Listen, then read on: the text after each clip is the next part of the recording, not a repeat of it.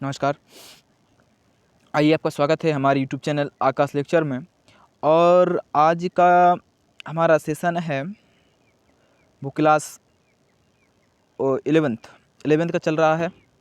यहाँ पर आपको आज हम ह्यूमन फिजियोलॉजी का ये चैप्टर है। इसमें जो भी क्वेश्चन हम करा रहे हैं बहुत इम्पोर्टेंट हैं। आज इसका बेसिक चल रहा है, कल से शुरुआत होगी इसके पूरे के पूरे टॉपिक की। ये थोड़े से पीपीटी हैं आज के लिए, इनका यूज़ होगा यहाँ पर। तो आइए शुरुआत करते हैं हम आज का अपने इस वंडरफुल लेक्चर की। और अगर अभी तक आपने हमारे चैनल को सब्सक्राइब नहीं किया है तो चैनल को सब्सक्राइब कर लें, बेल आइकन को प्रेस कर दें और जो भी है वो शुरुआत कर दें।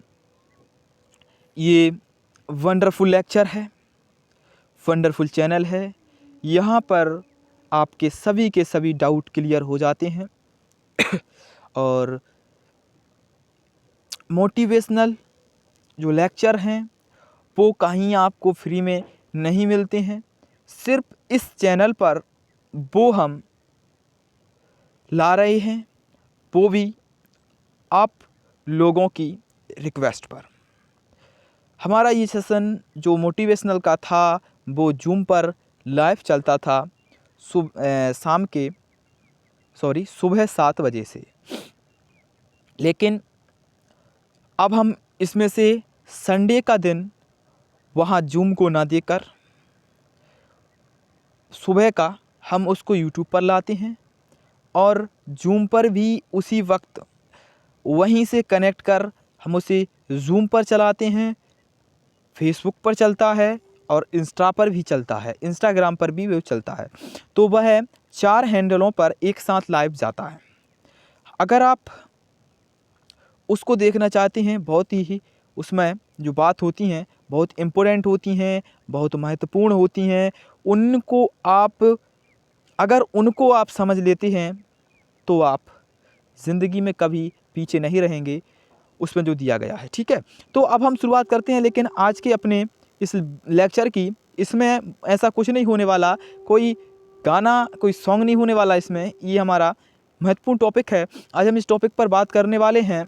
ये टॉपिक है हमारा रुधिर। तो रुधिर क्या चीज़ होती है ये बताना है जी। नया है, शुरुआत है, कोई बात नहीं, करो सही आप लोग, चलो ठीक है। सबसे पहले आता है रक्त एक विशेष प्रकार का ऊतक होता है। रक्त जो होता है, रिकॉर्ड ही चल रहा है। रक्त एक विशेष प्रकार का क्या होता है? ऊतक होता है। रक्त एक विशेष प्रकार का ऊतक होता है जिसमें द्रव्य आधात्री जिसे हम मैट्रिक्स, प्लाज्मा और संगठित अन्य पदार्थ इसमें क्या होते हैं। इसमें रक्त में ये सभी पदार्थ क्या होते हैं? पाए जाते हैं। रक्त में ये पदार्थ सभी क्या होती हैं? पाए जाते हैं। सबसे पहले हम इसको इसमें देखना है, रक्त में क्या पाया जाता है। सबसे पहले रक्त में पाया जाता है प्लाज्मा। प्लाज्मा क्या चीज़ होती है? प्लाज्मा। प्लाज्मा हल्के पीले रंग का एक गाढ़ा द्रव्य होता है जो रक्त के आयतन का लगभग 55% भाग होता है। कितना प्रतिशत भाग होता है? 55% भाग होता है। इसमें 90 से 92% जल होता है। 6 से 8% इसमें प्रोटीन होते हैं। फाइब्रिनोजन जो प्रोटीन है इसमें कौन कौन से होते हैं? फाइब्रिनोजन, ग्लोब्यूमिन, एल्बुमिन, ये प्लाज्मा में उपस्थित क्या होते हैं? प्रमुख प्रोटीन होते हैं। तो प्लाज्मा में कितने प्रकार के प्रोटीन पाए जाते हैं? प्लाज्मा में 3 प्रकार के प्रोटीन पाए जाते हैं। फाइब्रिनोजन, ग्लोब्यूमिन, एल्ब्यूमिन, 3 प्रकार के प्लाज्मा में प्रोटीन पाए जाते हैं। फाइब्रिनोजन की आवश्यकता रक्त का थक्का बनाने में व स्कंदन में होती है। जो फाइब्रिनोजन होता है उसकी आवश्यकता रक्त का थक्का बनाने में या फिर रक्त स्कंदन में होती है। और ग्लोब्यूमिन का उपयोग जो है वह शरीर के प्रतिरक्षा में होता है। ग्लोब्यूमिन का उपयोग कहाँ होता है भाई? ग्लोब्यूमिन का जो उपयोग होता है वो शरीर की प्रतिरक्षा में होता है। शरीर की प्रतिरक्षा में किसका उपयोग होता है? ग्लोब्यूमिन का उपयोग होता है। और एल्ब्यूमिन का उपयोग परासरणीय संतुलन, जो परासरणीय संतुलन होता है उसमें ग्लोब्यूमिन का यूज होता है। तो इसमें खनिज भी पाए जाते हैं, मैग्नीशियम, कैल्शियम, सोडियम और हाइड्रो ऑक्साइड जो कार्बोहाइड्रेट होता है, ठीक है, क्लोरीन, ये सभी इसमें क्या पाए जाते हैं, खनिज इसमें पाए जाते हैं।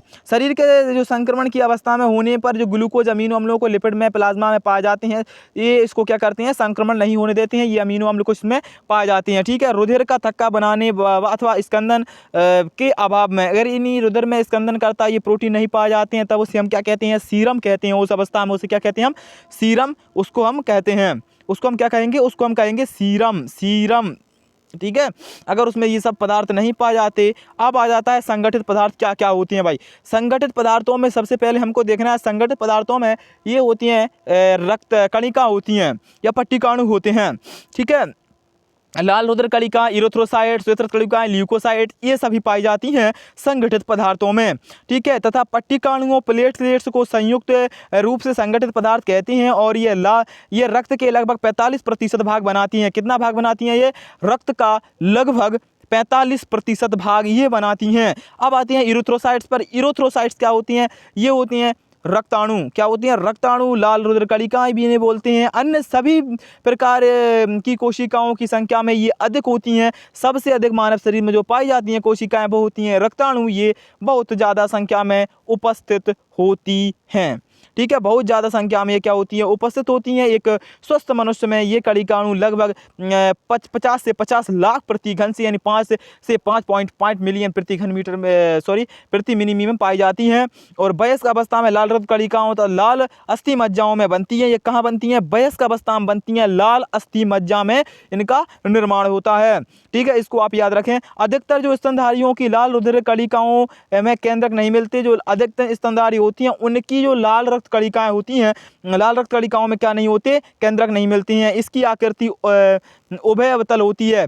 कैसी होती है, इसकी जो आकृति होती है वो उभय अवतल होती है, उभय अवतल, यानी अवतल भी होती है और उत्तल भी होती है, दोनों उभय यानी दोनों उसमें पाए जाते हैं, ठीक है। इनका लाल रंग एक लोहे युक्त इसमें वर्णक पाया जाता है जिसे हम हीमोग्लोबिन कहते हैं, उसके कारण इनका लाल रंग होता है। वो इसमें कितना पाया जाता है, 100 मिलीमीटर रक्त में 12 से 16 ग्राम पाया जाता है। यानी 100 मिलीलीटर हम एक रक्त लेंगे, उस मिलीलीटर में नहीं लेंगे, मिलीलीटर में ये कितना होता है, 12 से 16 ग्राम हीमोग्लोबिन उसमें पाया जाता है। इन पदार्थों की श्वसन गैसों में परिवहन महत्वपूर्ण भूमिका निभाता है। लाल रक्त कणिकाओं की औसतन आयु जितनी होती है, कितनी होती है इसकी, इसमें याद रखना है। इनकी जो औसतन आयु होती है, इनकी औसतन आयु कितनी होती है, 120 दिन औसतन आयु होती है।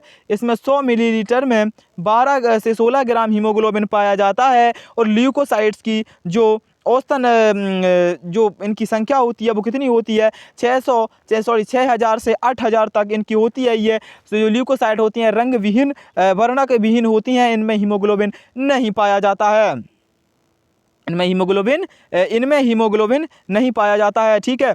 इनमें क्या नहीं पाया जाता है, इनमें हीमोग्लोबिन नहीं पाया जाता। एक स्वस्थ मनुष्य में 100 मिलीलीटर रक्त में 12 से 16 ग्राम, वो तो ठीक है, ये हो गया। अब हमको देखना है कि इसमें क्या होता है।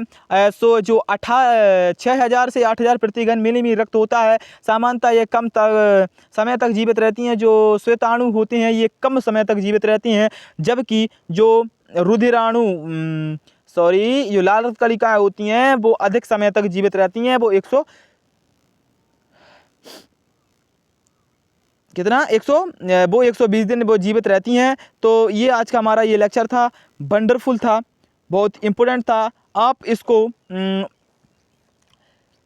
ज़रूर समझें। छोटे से चैप्टर में हमने पूरा क्लियर कर दिया है। ये इसका बेसिक था। अब कल से जो शुरुआत होगा वो इसका एडवांस होगा। इसके एडवांस में बहुत ज़्यादा इम्पोर्टेंट है, वो हम कल से समझाएंगे। सबसे पहले आरबीसी क्या होती हैं, इनके सभी के चित्र दिए गए हैं।